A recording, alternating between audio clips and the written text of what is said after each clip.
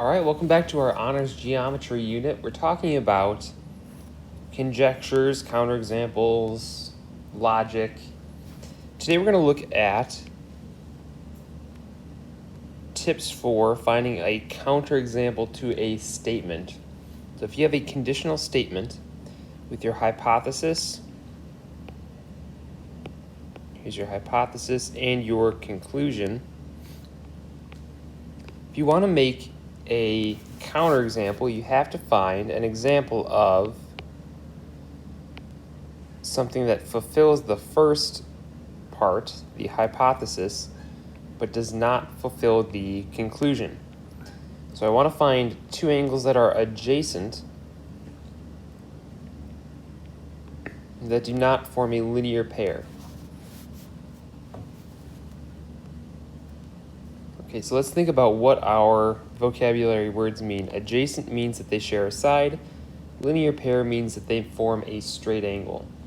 So is it possible to draw two angles that are sharing a side that do not make a straight angle? Well, there's one angle. Could I draw another one that does not form a straight line? Well, of course, I can draw this angle here, where I've got these two angles, angle 1 and angle 2, that are adjacent. They share a side, but they're not forming a linear pair.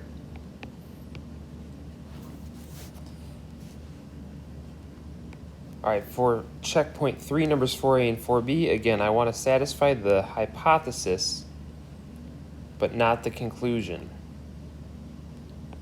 So I want to find a real number n. Remember, our real numbers are any number on a number line, so positives, negatives, zeros, all that. I want to find a real number such that n is a real number, but negative n, or the opposite of n, is not a negative number. That would be a good counterexample.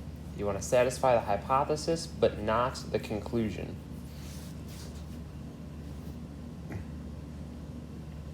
So if I think about like positive 1, 0, negative 1, I always try to make numbers as small as possible, make the work easy on myself. I got 3 possible answers that I could give.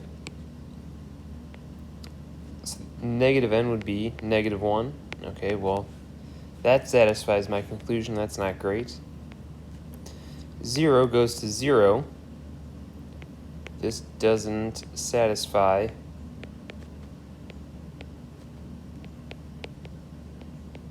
the conclusion, so that's good. So there's one counterexample of a number that is a real number, but the opposite of that number is not a negative number, and then with negative 1, negative negative becomes positive 1, and the same thing. That also doesn't satisfy the conclusion, which is great. That is an example of a real number, n, for which negative n is not negative. Take a look at 4b. If two angles, ABC and DBE, are complementary, then ABC and DBE must be adjacent angles. Again, I want to find something that satisfies the hypothesis, two angles that are complementary, but I don't want to satisfy the conclusion. So I want angles that are complementary, but that do not exist as adjacent angles.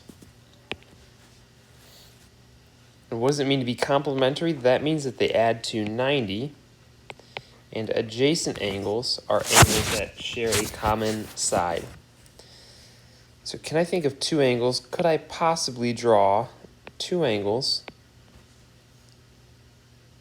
that are not adjacent, but that add to 90? Is that possible? And I'll give you a couple minutes to see if you could come up with a good counterexample. I would pause the video and then unpause the video when you get to a good counterexample. So of course you could draw something like this where you've got, I don't know, 30 and 60. that would work. Today I saw a lot of very good examples of vertical angles. Vertical angles where you've got 45 and 45. So these are complementary, but they are not adjacent, they're vertical. So that's another good one. And that would be a few examples on how to write a counterexample. Again, you want to satisfy the hypothesis, but not the conclusion.